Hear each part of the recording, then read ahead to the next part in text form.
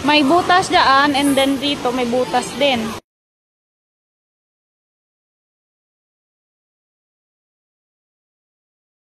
Ayan yung nahuli sa aking bingwit. Kaya, so, ito na yung part 2 ng aming pamimingwit at panghuli ni mama ng hipon. Ayan yung nahuli sa aking bingwit. Tingnan nyo. Hindi naman yan isda. Ayan na si mama, papunta na dito. Kaya, hala. Sayang. Hala, lukon. Nag-focus sa ano. So, ayan si mama. Siya na naman namingwit. Nung ako namingwit, wala talaga akong mahuli. Nung namingwit, ayan, tingnan nyo. Ang daming huli. Tingnan nyo. Tayo naman. Ito. Ay! Ay! Dalawa! Yan! Oh! Ay! Dalawa guys! Ayun. Dalawang pamain. Dalawa din yung huli. Ulit.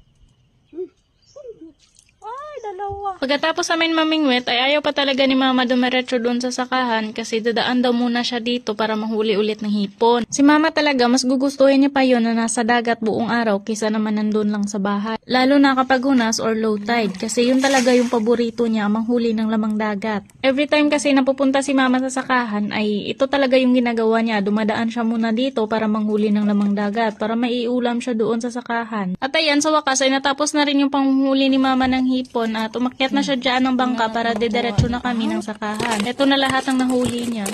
Ito na lahat ng huli namin. Huli ni mama. Si mama lang kasi yung mostly may kuha dito. Ako kasi, pamimingwit lang yung meron ako dito. Diretso na kami ng sakahan dahil meron na kaming maiulam doon.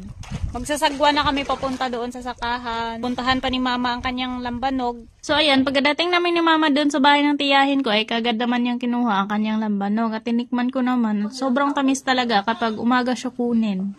So ayan, papunta sana kami ni mama doon sa sakahan. Galing kami na doon sa dagat. Kaya nga lang, may birthday pala dito sa bahay ng tiyahin ko. Bali, kapatid po siya ni mama. Dito kami na bara. Oo. Papunta kami ng dagat, nag-prepare sila ng mga pagkain na dadalhin nila doon. So, sasabay kami ni mama. Kaming lahat. So, dahil hindi kami nakatuloy ni mama dun sa sakahan, ay dito na lang kami tumulong sa kanila para na sa ganun ay makapunta na kami ng dagat. 20 tayo lang naman daw yung lulutuin ng tiyahin ko para na sa ganun ay meron lang kaming pagsalusaluhan. Buko, pero ang ilalagay ko, jersey na ube.